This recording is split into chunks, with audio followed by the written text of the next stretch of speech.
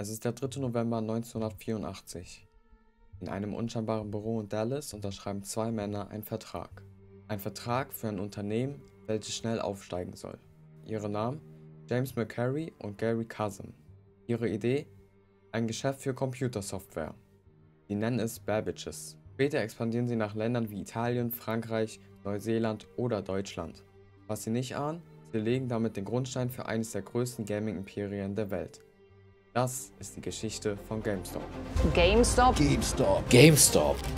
GameStop hat nicht den besten Ruf. GameStop has been a key player in the video game industry. I was doing the shady things as well. GameStop, einer der bekanntesten Händler für Videospiele, kündigt die Schließung aller Filialen in Deutschland an.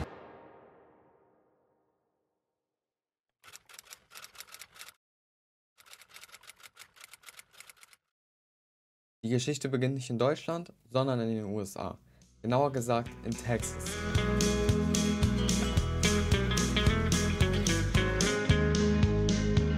Die beiden Gründer James McCary und Gary Cousin waren Schulkameraden an der Harvard Business School. Bereits in den 70er Jahren dachten beide darüber nach, etwas Gemeinsames aufzubauen. Allerdings gingen die beiden nach ihrem Abschluss getrennte Wege und James arbeitet als Unternehmensberater für Bain & Company in San Francisco, während Gary bei der Federal Department Stores in Dallas als General Merchandise Manager anfing zu arbeiten. 1982 trat James an seinen alten Schulkollegen heran und erzählte ihm von der Idee, eine Kette von Softwaregeschäften zu gründen. Er erkannte das große Potenzial der aufkeimenden Computer- und Videospielindustrie und auch Gary ging die steigende Nachfrage an Software für den Heimgebrauch in seinen Kaufhäusern nicht vorbei. Kurzerhand entschlossen sich beide zu kündigen und nach einem Risikokapitalgeber zu suchen. Doch es kam anders als erwartet. Die meisten Risikokapitalgeber zeigten nur wenig Interesse. Glücklicherweise trafen die beiden im Februar 1983 den Geschäftsmann und Freund von Garys Familie, Ross Perot, der ihnen $3 Millionen für ein Drittel der Firma anbot. Freunde, ich habe gerade gesehen, dass über 99% diesen Kanal noch nicht abonniert haben, aber meine Videos schauen. Ich würde sagen, ändert das auf jeden Fall, klickt unten auf Abonnieren. Diese Videos sind unglaublich aufwendig, das mache ich alles alleine. Deshalb würde es mich riesig freuen, wenn ihr mich unterstützt. Alles kostenlos, deshalb macht's gerne. Und jetzt geht's weiter mit dem Video. Perot war Politiker, der unter anderem zweimal als Präsident der Vereinigten Staaten kandidierte und das sogar recht erfolgreich. 1992 kandidierte er als unabhängiger Kandidat und erhielt fast 90% der Stimmen, was für einen Unabhängigen eine der besten Leistungen der US-Geschichte ist. 1996 trat er erneut an, diesmal mit die von ihm gegründeten Partei Reform Party, die als Alternative zu Demokraten und Republikanern sein sollte. Er gründete die Partei, weil er das politische System der USA korrupt und von Lobbyisten beeinflusst ansah. Seine Ziele waren unter anderem Reduzierung der Staatsverschuldung, Wirtschafts- und Steuerformen, Schutz der US-Industrie und Kritik an Freihandelsabkommen, Begrenzung des Einflusses von Lobbyisten und politischen Spenden, direkte Demokratie und mehr Bürgerbeteiligung. Ross Perot ließ sich also eindeutig nicht einer großen Partei zuordnen. Er war ein wirtschaftlich konservativer Populist, der viele republikanische Ansichten vertrat, aber auch Themen aufgriff, die für Demokraten relevant waren. Im Jahr 2000 distanziert sich Perot von der Reform Party, nachdem Donald Trump und der umstrittene Politiker Pat Buchanan dort aktiv wurden.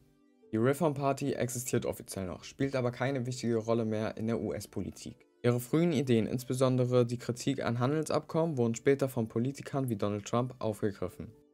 Perot empfahl den Jungs, erst eine Filiale zu eröffnen und sich voll und ganz auf diese zu konzentrieren. Benannt nach dem Mathematiker Charles Babbage, der mit seiner mechanischen Rechenmaschine bereits im Jahr 1822 den ersten Vorläufer moderner Computer erfand, wurde 1983 die erste Babbages-Filiale in einem Einkaufszentrum in Dallas eröffnet. Die Aufgabenverteilung war recht einfach. Cousin erwarb Produkte von lokalen Händlern und McCary kümmerte sich um die Finanzen. Bereits 2 Monate später erreichten sie ihre erste Umsatzprognose und es wurde die erste Vollzeitmitarbeiterin Mary Evans eingestellt. Diese wurde später Vizepräsidentin der Läden. Während dieser Zeit testeten McCary und Cousin ihre Geschäftsstrategie, die 4 Schlüsselmaßnahmen umfasste: einen ständig aktualisierten Produktmix, ein wettbewerbsfähiges Preissystem, ein flexibles Ladendesign mit Abteilungen für verschiedene Computer- und Unterhaltungsplattformen sowie Softwarekategorien und ein begeistertes, nicht provisionbasiertes Verkaufspersonal, das die Kunden nicht im Fachjargon einschüchterte. Bis Thanksgiving gab es in der Gegend von Dallas rund 5 Filialen. Zunehmend liefen die Geschäfte besser und bis Ende des nächsten Jahres konnte Babbages 4 weitere Filialen im Großraum Dallas eröffnen. Zu dieser Zeit setzte man voll und ganz auf den Verkauf beliebter Computerspiele, wie zum Beispiel für das damals dominierende Videospielsystem Atari 2600. The Atari 2600.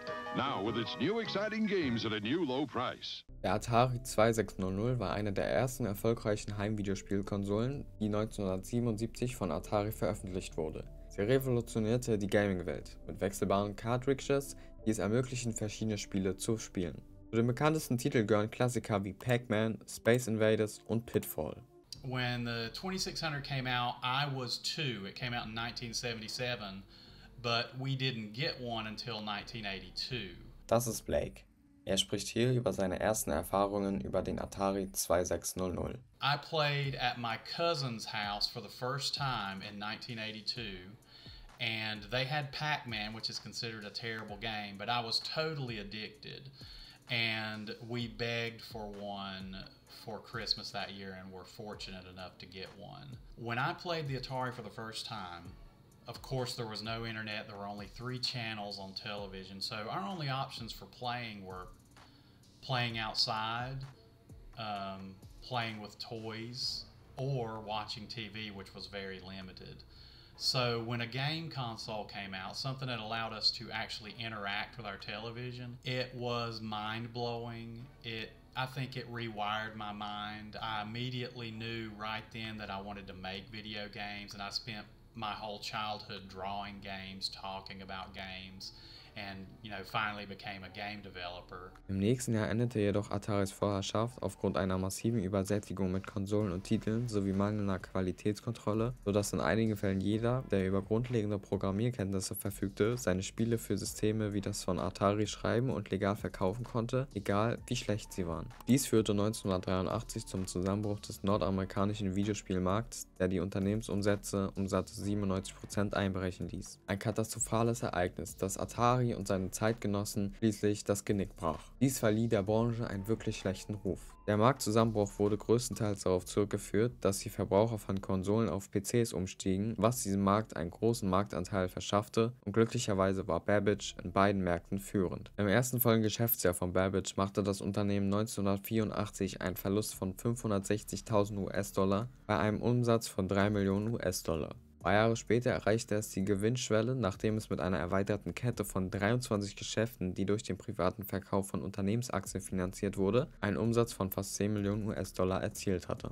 Im Jahr 1985 wurde klar, dass sie nicht die einzigen Fische im Teich waren. Der Buchhandelsriese B. Delden hatte Software etc. als Laden im Laden eröffnet, mit der Absicht, in einigen seiner fast 800 Buchläden Computersoftware zu verkaufen. Im darauffolgenden Jahr wurde B. Delden jedoch von seiner Muttergesellschaft Dayton Hudson an Barnes & Noble verkauft. Software etc. wurde 1987 ausgegliedert und begann, eigenständige Geschäfte zu eröffnen, die sich ebenfalls meist in Einkaufszentren befanden. An der Westküste gab es auch Egghead Software und einige frühe Ableger von Electronics Boutique, aus dem später EB Games wurde. Dank 16 Farbengrafiken und einem echten Versuch der unternehmensinternen Qualitätskontrolle wurden die Spiele immer besser und zogen auch ältere Zuschauer an. Die zweite Hälfte von Babbages Geschäftsmodell wurde langsam wieder auf Vordermann gebracht. Sie nahmen das neue System bald darauf in ihre Produktlinien auf, während sie 35 weitere Geschäfte eröffneten, die 29 Millionen verkauften und einen Gewinn von 1,16 Millionen erzielten. Im Jahr 1988 machte Babbage ein Aktienangebot und ging an die Börse. Der Aktienkurs betrug $13 pro Aktie. Danach kaufte Parrott für eine gewisse Zeit Anteile der Aktionäre auf, zu einem höheren Preis als den ursprünglichen Wert, um einen stärkeren Verkaufsanreiz zu schaffen und so die Expansionsbemühungen weiter zu unterstützen. Die späten 80er, eine Zeit des Wandels. 1989 erschütterte Sega mit der 16-Bit-Konsole Genesis, während Nintendo mit dem Game Boy die Art und Weise, wie die Menschen spielten, für immer veränderte. In den frühen 90ern verlagerte das Unternehmen seinen Fokus. Videospielsoftware wurde zum Herzstück, Computerzubehör geriet ins Abseits. Doch Wachstum bringt Herausforderungen. Gewinnspannen schrumpften, der Druck der Konkurrenz stieg. 1990 fiel der Aktienkurs unter die $5-Marke. Es war ein kritischer Moment. Doch anstatt aufzugeben, setzte Babbage auf Expansion. Mehr als 200 neue Filialen entstanden. Computergestützte Kassensysteme revolutionierten den Handel, die Lagerverwaltung wurde perfektioniert. Das Ergebnis? Ein Umsatzsprung auf 132,8 Millionen US-Dollar. Ein Comeback, das niemand erwartet hätte. 1992 folgte der nächste große Schritt. Die Fusion mit Software etc. zu Neoster Retail Group. Ein Zusammenschluss, der Macht versprach. aber den harten Gesetzen des Marktes nicht gewachsen war. Mit dem Aufstieg von Giganten wie Walmart und Best Buy geriet Neostar ins Straucheln. 1996 war das Ende besiegelt. Insolvenz. Doch aus der Asche stieg ein neuer Akteur. Barnes & Noble übernahm Babbage's und Software etc. und führte sie unter einem anderen Namen weiter. Babbage's etc. Dann kam 1999. Das Jahr, in dem alles anders wurde. Der Name GameStop war geboren. Es war mehr als nur eine Umbenennung. Es war eine Kampfansage. Raus aus den Einkaufszentren, rein in eigenständige Videospielgeschäfte. Der Markt war im Umbruch. Der Nintendo 64, die PlayStation 2, die Xbox. Eine neue Ära begann und GameStop war bereit, sie anzuführen. GameStop wurde der Anlaufpunkt für Gamer, egal ob es um den Kauf der neuesten Spiele ging oder den Weiterverkauf alter Titel. Der Gebrauchtmarkt wurde zum zentralen Geschäftsmodell. Und mit diesem Erfolg erfolgte die Expansion ins Ausland. Gleichzeitig wurde eine Website ins Leben gerufen, die nicht nur tausende Spiele und Zubehör anbot, sondern auch Spieler mit Rezensionen und News versorgte. Das neue Jahrtausend brachte Revolution. Mit der Dreamcast und der PlayStation 2 begann eine Ära, in der nicht mehr nur Bits zählten, es ging um das Erlebnis, um das visuelle Spektakel. Und GameStop wuchs weiter. 2000 betrieb das Unternehmen bereits über 400 Filialen. Bis 2003 war Gaming allgegenwärtig. In den USA waren 87 Millionen Videospielsysteme installiert. GameStop erlebte sein bis dahin erfolgreichstes Jahr mit einem Rekordumsatz von 1,58 Milliarden US-Dollar. Das Beeindruckendste? In jedem einzelnen Quartal schrieb das Unternehmen schwarze Zahlen. 2004 wurde die magische Grenze von 1000 Filialen durchbrochen. Doch GameStop dachte größer. 2005 erfolgte die Fusion mit Electronics Boutique, ein Deal im Wert von 1,44 Millionen US-Dollar. Die Folge? GameStop wurde mit 3800 Filialen der größte Videospielhändler der Welt. Die Digitalisierung veränderte die Branche. Doch GameStop passte sich an. Als führender Anbieter für neue und gebrauchte Videospiele hielt das Unternehmen die Konkurrenz in Schach. Was einst als kleines Geschäft begann, wuchs zu einem Koloss heran. Heute ist GameStop mehr als nur eine Marke. Es ist das Erbe zahlreicher Fusionen. Von Babbage's über Software etc. bis hin zu Funko und EB Games. Ein Konglomerat, das den Gaming-Markt geprägt hat wie kaum ein anderes Unternehmen. GameStop ist und bleibt eine Ikone der Gaming-Geschichte.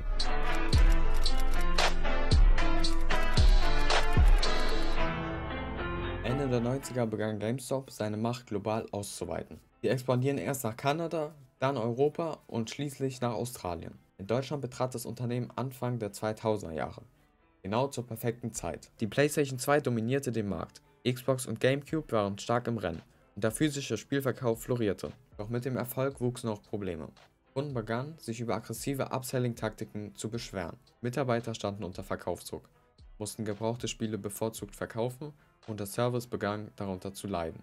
Hallo. Das ist Amelie. Sie hat für 1,5 Jahre bei GameStop in Deutschland gearbeitet. Im gesamten Interview spricht sie meist positiv über ihre Erfahrungen bei GameStop. Das ganze Interview findet ihr unten in der Videobeschreibung. Was eher gut im GameStop lief, war tatsächlich der Verkauf von gebrauchten Spielen. Also hauptsächlich, glaube ich, die PS4 und dann auch irgendwann die PS5-Spiele. Die waren am meisten gefragt, gebraucht, und auch damit auch der Ankauf. Also das lief tatsächlich sehr, sehr gut. Ich würde halt sagen, das ist so ziemlich so der Hauptpunkt gewesen. Das war so das, was wir am meisten gemacht haben. Gebrauchte Spiele verkaufen und wiederum ankaufen. Aber auch gebrauchte Konsolen waren sehr beliebt. Tatsächlich gegen Ende habe ich auch gemerkt, dass der 3DS, der nur noch gegen den Gutschein am Ende angekauft wurde, trotzdem noch sehr stark gefragt war und dementsprechend sehr schnell weg war. Die Unternehmenskultur bei GameStop, also auch halt eben von den Angestellten her bis hin auch in die höheren Etagen, habe ich eigentlich immer bisher nur Positives mitbekommen. Eigentlich war jeder, der ich kennengelernt habe, wirklich cool und wusste auch von dem, was er dort sagt. Und ich würde halt es so beschreiben, dass alle, die dort gearbeitet haben, sehr, sehr viel über das wissen, was sie verkaufen. Und das ist ganz gut, wenn man sich mit Videospielen umgibt, weil wenn man dann genauso einen Kunden hat, der fragt, hey, ich brauche ein Spiel wie das, und du stehst dann da und bist so, nö, keine Ahnung, habe ich alles nicht gespielt, dann hatte das auch, glaube ich, keinen Sinn gemacht. Druck von außen gab es eigentlich nicht so krass, wie ich das schon in anderen Unternehmen mitbekommen habe. Natürlich gibt es Sachen, die man pushen sollte. Natürlich gibt es Sachen, die man bewerben sollte, wenn wir zum Beispiel eine Aktion hatten. aber ich persönlich habe mich da nie wirklich irgendwie krass unter Druck gefühlt oder so, wenn es um das Bewerben von neuen Sachen ging.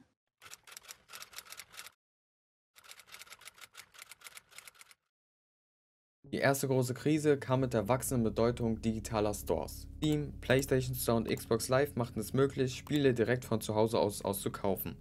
Ganz ohne Disc oder Verpackungen. Gleichzeitig begannen Kunden, GameStop für seine fragwürdige Geschäftspolitik zu kritisieren. Ehemalige Mitarbeiter berichten von toxischer Unternehmenskultur, enormem Verkaufsdruck und schlechten Arbeitsbedingungen. So alles in allem war es definitiv kein perfekter Arbeitsplatz. Ein ehemaliger GameStop-Mitarbeiter ist Camelot331. Auf YouTube schildert er seine 11-jährige Erfahrung bei der Einzelhandelskette als Albtraum voller fragwürdiger Geschäftspraktiken, toxischer Arbeitsbedingungen und unfairer Behandlung. Er begann 2007 als Vollzeitkraft und tat anfangs alles, was von ihm verlangt wurde, um seinen Platz zu sichern. And I am here today to tell you about my GameStop story. Die frühen Jahre beschreibt er als spannend, mit großen Mitternachtseinführungen für Spiele wie Halo 3 und World of Warcraft. Doch mit der Zeit veränderte sich das Unternehmen drastisch. Er berichtet von zwielichtigen Verkaufstaktiken, die darauf abzielten, Kunden zu täuschen und zusätzliche Produkte wie Power-Up-Karten oder Reservierungen zu verkaufen. Mitarbeiter wurden regelrecht dazu gezwungen, solche Taktiken anzuwenden, ansonsten drohte die Kündigung. Also wir mussten natürlich unsere Sachen verkaufen und natürlich auch den Kunden das nahelegen und denen sagen, dass sie eine Mitgliedschaft haben. Das Übliche, was man halt eben bei einem Verkauf macht. Aber das Kollegium war definitiv immer super drauf. Also ich persönlich habe nicht nur in unserem Store ausgeholfen, sondern halt eben auch in ein, zwei Stores in der Nähe. Und da habe ich auch sehr coole Kollegen kennengelernt. Zudem erlebte er, wie Manager betrügerische Praktiken durchführten, um die Verkaufszahlen zu steigern. Beförderungen wurden oft aus persönlichen Gründen blockiert und ehrliche Leistung wurde kaum anerkannt. Die Unternehmenskultur wandelte sich zunehmend zu einem System der negativen Verstärkung, in dem beständiger Druck und Drohungen an der Tagesordnung waren. Als GameStop schließlich die Bezahlung der Filialleiter auf Stundenbasis umstellte, fühlten sich viele betrogen, da sie plötzlich Überstunden leisten mussten, um ihr vorheriges Gehalt zu erreichen. Cody beschreibt, wie Mitarbeiter in einer Atmosphäre der Angst arbeiteten, stets mit der Drohung einer Entlassung im Nacken. Sei es wegen schlechter Verkaufszahlen oder vermeintlich unbedeutender Verfehlungen wie einem nicht perfekt sauberen Badezimmer. Letztendlich führte eine falsche Anschuldigung dazu, dass er sich entschied, das Unternehmen zu verlassen. Rückblickend betrachtet er seine Zeit dort als verschwendete Jahre voller Stress und fragwürdiger Moral. Ein Fazit: Er überlegt, bei GameStop zu arbeiten, sollte es lieber bleiben lassen. Moin Freunde, was geht? Ich bin Schmissi und das ist meine Story, wie ich vom GameStop rausgeschmissen worden bin und fast ein Hausverbotgefühl kassiert hätte. Meine GameStop-Story ist ganz speziell. Ich war zu dem Zeitpunkt 15 und ich wusste noch ganz genau, an dem Tag, wo ich zum GameStop hingegangen bin, war der Release-Tag von Star Wars Battlefront 2. Und wie wir alle wissen, war dieses Spiel ab 16 Jahren freigegeben. Ich war 15, das Spiel war ab 16. Wir sehen, Mathematik war hier noch nicht so ganz vorhanden. Ich konnte das Spiel legalerweise nicht erwerben. Ich bin trotzdem auf gut Glück in den GameStop gegangen und dachte mir, komm, ein Versuch ist es wert. Ich habe das Spiel genommen, wollte bezahlen und dann hat sie nach meinem Ausweis gefragt. Obviously habe ich dann gesagt, dass ich 15 bin und nicht die Erlaubnis hatte, das Spiel dann zu kaufen. Aber ich wollte nicht aufgeben. Ich habe also noch ein bisschen im Laden gechillt und dachte mir, komm, ich packe jetzt Trick 17 raus. Du fragst eine erwachsene Person, ob sie das Spiel für dich kauft und du gibst ihr obviously das Geld und dann gibt die Person einfach das Spiel dir. An sich, No-Brainer. Hat schon in den Filmen geklappt, warum soll es nicht in Real Life klappen? Also habe ich ein bisschen meinen Mut zusammengenommen, habe so 1-2 Minuten noch ein bisschen gechillt, ein paar Spiele angeguckt und so, bis ich dann endlich den Mut gefasst habe, die nächste Person, die in diesen GameStop reinläuft, zu fragen, ob sie mir dieses Spiel kaufen kann. Die nächste Person ist reingekommen mit einem Rucksack, Jacke an, schön eingepackt, es war in der Winterzeit. Und dann bin ich zu dieser Person hin, habe sie dann angefangen anzusprechen. Hab dann kurz meine Situation erklärt und da hat es schon angefangen so ein bisschen komisch zu werden, als er mich ganz, ganz böse angeguckt hat. Und wenn ich sage böse, dann meine ich ganz böse. Dann meine ich ganz übles Ding. Also wirklich ein ganz, ganz übles Ding. Er wurde dann ein bisschen lauter mit seiner Antwort. Ich bin auch ein bisschen erschrocken, weil ich halt nicht wusste, was zum fliegenden Flick geht da jetzt ab. Und da hat er mir einfach gesagt, dass er gerade von der Mittagspause gekommen ist, ich richtig reingeschissen habe und richtig dumm sei und er ein Mitarbeiter war. Kurz darauf hat er mich rausgeschmissen. Ich bin rausgelaufen und bin wahrscheinlich, glaube ich, ein halbes Jahr oder ein Jahr nicht mehr in diesen GameStop reingegangen, weil ich einfach... Es war mir einfach zu peinlich. Wenn ich ehrlich bin, es war mir einfach zu peinlich. Am selben Abend bin ich aber dann mit meinem Vater in einen anderen GameStop gefahren und habe das Spiel dann trotzdem abgeholt mit meinem Vater. All in all, durch GameStop. Wirklich, ihr könnt meine Eier lecken gehen. Hier, verkauft eure Spiele weiterhin für irgendwelche 2 Euro oder so einen Scheiß. Da habt ihr reingeschissen.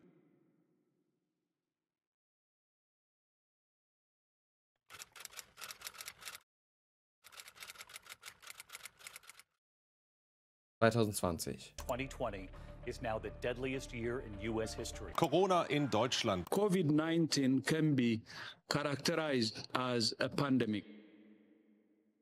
Während der Corona-Pandemie stand GameStop vor großen Herausforderungen. Wie bei vielen anderen Unternehmen in der Zeit mussten viele Filialen zeitweise schließen, wodurch der Umsatz stark beeinträchtigt wurde. Das Jahr 2020 ist für GameStop das mit Abstand umsatzschwächste seit 2007. Gleichzeitig stieg die Nachfrage nach Videospielen, da die Menschen mehr Zeit zu Hause verbrachten. Doch GameStop konnte nicht mit Online-Riesen wie Amazon mithalten. Während digitale Downloads den Markt eroberten, versuchte GameStop mit fragwürdigen Methoden zu überleben. Exzessive Werbeaktionen, überfüllte Lager mit Merch-Produkten und eine verzweifelte Suche nach neuen Einnahmequellen brachten nicht den erhofften Erfolg. Im Jahr 2021 wurde die GameStop-Aktie zum Symbol eines beispiellosen Börsenhypes. Ausgelöst durch Reddit-Nutzer auf r/WallStreetBets schossen die Kurse von unter $20 auf über $480 in die Höhe.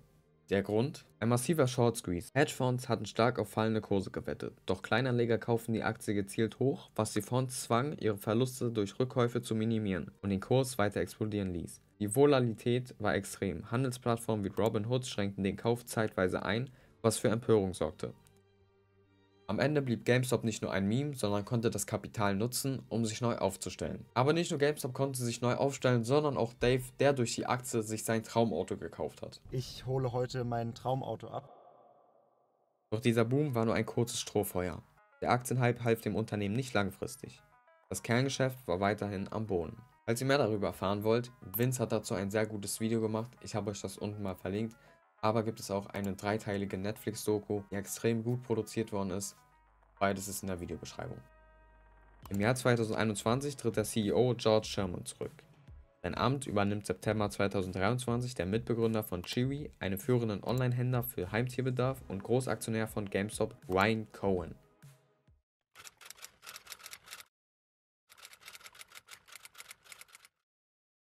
(2024) dann die bittere Nachricht. GameStop zieht sich aus Deutschland zurück.